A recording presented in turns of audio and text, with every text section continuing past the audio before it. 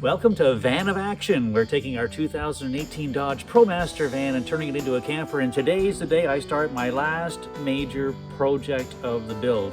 And that's going to be the plumbing. Up to now, the plumbing hasn't really been a priority. In fact, it's still not a priority. We probably won't use it very much, but it's part of the design. It's the last thing I have to do, and it's going to go right here. Last summer, when we hit the road, the plumbing wasn't done for two reasons. One, we just ran out of time because the sun was out, we wanted to hit the road. And two was the plumbing design seemed to be a moving target. We weren't sure exactly what we wanted to do. And I'm so glad it worked out that way, because had I done what I thought I wanted to do when I wanted to do it, I know now I would have been really unhappy with what I did. This is one of those situations where spending 7 or 8 weeks in the van, driving 11 or 12,000 kilometers and really living in it helped us understand how we wanted to live in it. That's one part of it. The second part of it, though, was COVID, and we'll unpack all that as we go. Right now, let's take a look at the bigger picture. So let's start off with the broader strokes first, because just like the electrical system, if we break this down into individual components, it makes it easier to understand. So buckle up, because this is going to be a big overview. If you have plumbing in your van, doesn't matter how many or what kind of fixtures, you've got two basic systems. One is to store the water, and the other is to use the water. For storage of the water, there's two kinds of water you have to store. One is the fresh water you haven't used, and the other is the wastewater, the water you have used. For wastewater, there's two kinds of that. There's what they call gray water, which has organic materials in it from your kitchen sink or your shower, and the other is black water, which has human waste in it, and that would come from your toilet. Knowing this is going to determine what kind of tanks you need, where they're going to go, and how big they need to be. The kind of wastewater you have will determine how you get rid of it. Gray water, because it's organic, you can get rid of it in a number of different places, but black water, because it has human waste in it, can only be dumped in a sanitary pump-out station, typically found at a campground, or sometimes municipalities will provide them. There's normally a fee associated with getting rid of it. The important thing to remember is that if you have a toilet plumbed directly into your van, you've got to have a black water tank. If you have a black water tank, you can plumb your gray water directly into it if you choose to. As in every van build, space is always a commodity. You've got to be very careful with the way you lay things out. And in our particular case, the plumbing is all going to be in the passenger side. Ahead of the bulkhead from the basement is the kitchen cabinet, and that's where the kitchen sink's obviously going to be. This is my fresh water tank. It's a 10-gallon tank. You see people putting in 20, 30, even 50-gallon water tanks, and I can't imagine a need for that much fresh water. The way we live in our van, we're not going to need that. We'll have an outdoor shower, and in front of the water tank will be the water pump. In front of that will be the water heater. I'm using a 6-gallon electric water heater. I had designed for a 4-gallon, but because of COVID, they weren't available, so we had to go with a 6-gallon water tank. And it's all going to be tucked in against the wall because I have to get a bicycle. Here, let me show you what I'm talking about. So there is barely enough room for everything to fit in there. Here, let me give you a closer look. There we are with the bike in place, the hot water tank located about where it's going to go. The pump will be between it and the reservoir. When we start thinking about the plumbing, there's this system. There's really two parts to it. One is putting the water in, the other is getting the water out. In this video, I want to talk about putting the water in. And this is my fresh water tank. It's 10 gallons. It has 3 half-inch outlets that are plugged, and it has 1 1.25 inch outlet that isn't plugged. That 1.25 inch outlet is where I'm going to put the water in. Now, you can buy in the aftermarket a number of little plates and things that you can drill a hole in the outside of your van and run the hose in, and that's great. You can do that.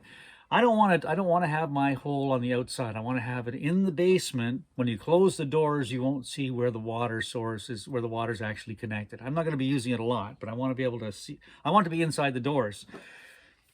And so I bought this plastic connector, which is what the hose will screw onto when I want to fill it. It comes off with a 3/4 inch hose at the back side, but that's too small to go into the 1.25 inch hose on the tank, so I have to step up to a larger hose. And where I live in the mountains of the interior of British Columbia, I have very limited sources for things, so I have to cobble together whatever I can find without driving for 2 or 3 hours. So the localist hardware store, to me, this is what I could find.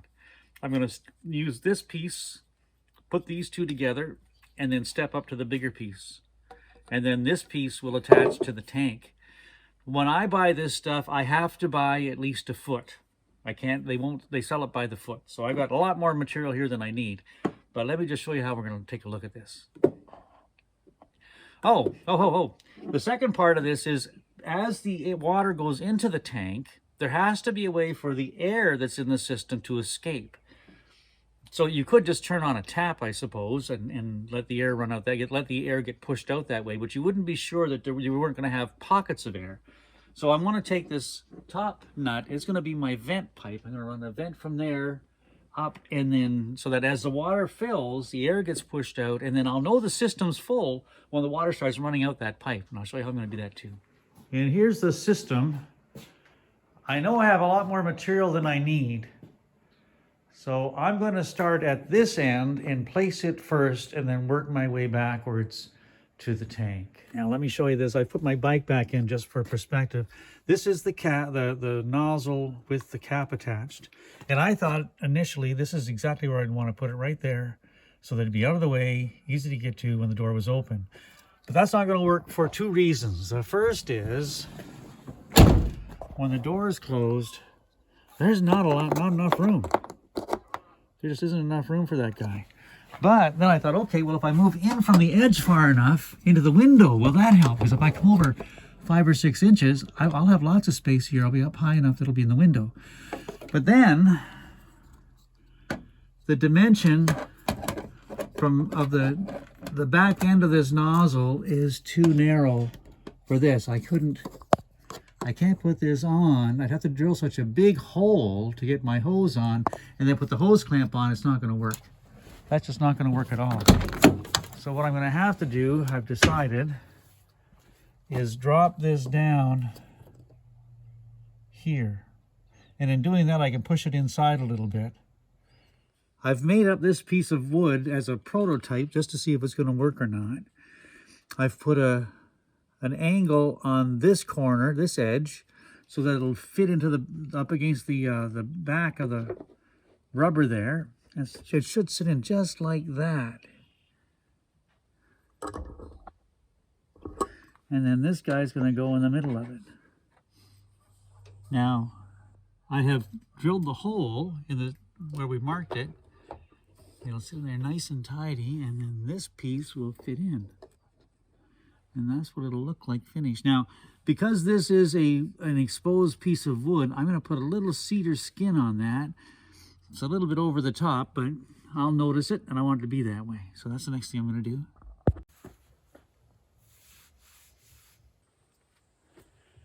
There's a lot of thinking going on through this process, because I want to make sure that I do it as neatly as I can, and I want to keep everything as close to the wall as I can as well, so that I don't take away any storage space that I don't have to take away. I know exactly now where my fill pipe is going to come. It's going to come along here, and the hose bib will be about there. We've got that figured out. I'm just making up that piece. The glue's just setting up on it. My vent pipe I have to run, and I've got to get it in as well. It'll come off of this outlet. It'll come up higher than the feed line, and then drop down in this column and come out the bottom of the truck. This is the hot water line that goes to the kitchen. It'll be a T, which will come also to the shower at the back. This is the cold water line. I have to cut it off yet, but I don't know exactly where, so I left it long. It'll come off the pump. It'll tee off. One part of it will come to the hot water tank to feed the hot water tank. The other part will go to the wall and up to this line, and then it'll go one way to the kitchen, one way to the shower. I want to keep my joints to an absolute minimum, and I want to keep the pipes over against the wall as much as I can. Somewhere in there too, I've got to get my plug for my water tank up to the plug up here in the joist space under the bed. And all of these hot and cold lines have to be crimped. And I want them behind that feed line, but I'm not just sure how much room the crimper needs. So I've got to try and just piece this together. I'm going to put it all together dry once, I think, and then I can just take it apart as I need to. Right now, though, I want to be sure I can get that vent pipe in the way I want to put it in. And this is going to be pretty slick. Let me show you. Now the vent pipe is going to come off of this outlet at the top of the tank. I have to have a place for the air to escape. As water fills the system, the air that's in the system has to have a way to get out. I'm going to bring it up here, along under the bed, and then I'm going to go down into this hole, because that column is hollow. Check this out. Isn't that amazing? It's hollow all the way down. And if you come around to the back of the van here, I did the same on the other side for my electrical system, my shore power plug. If you come under here, you see that square thing? I don't know exactly what it's for, but it comes off, and there's a hole there. And that hole doesn't line up exactly with the column inside, but it's very close.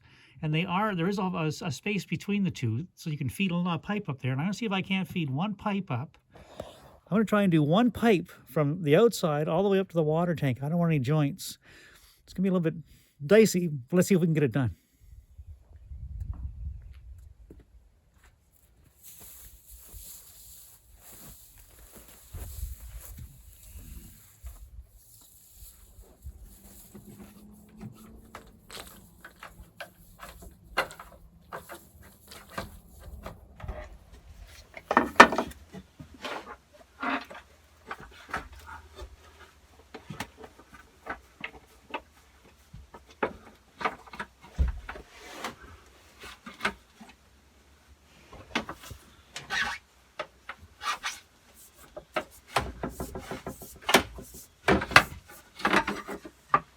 Holy smokes!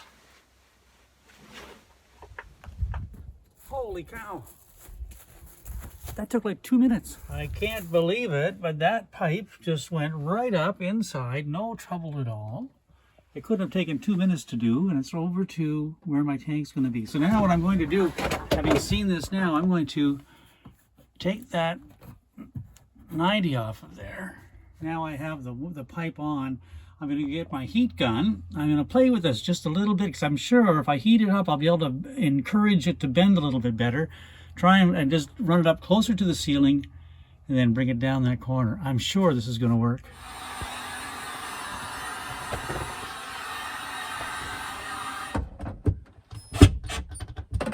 Okay, now there's the first part of the pipe clipped on.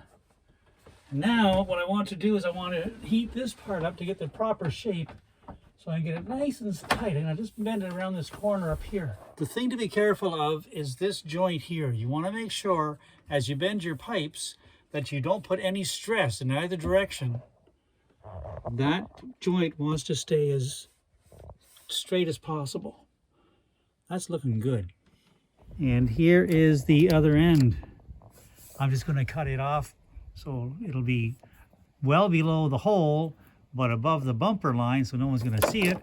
And then when I fill my water tank, the air will be pushed out, and when water starts coming out this pipe, I'll know the tank's full. And here we go. The filling hose is installed, and the vent pipe is installed. It's all just dry for now. I'll have to take it apart again maybe, so I'm not quite finished yet, but I'm really pleased with the way it turned out. Check it out. I made up this steel bracket just to hold the filling line. There's still a little bit of adjustment to be made. This is going to work out really well. I'm happy with this. We're on our way. Tomorrow is the hot and cold.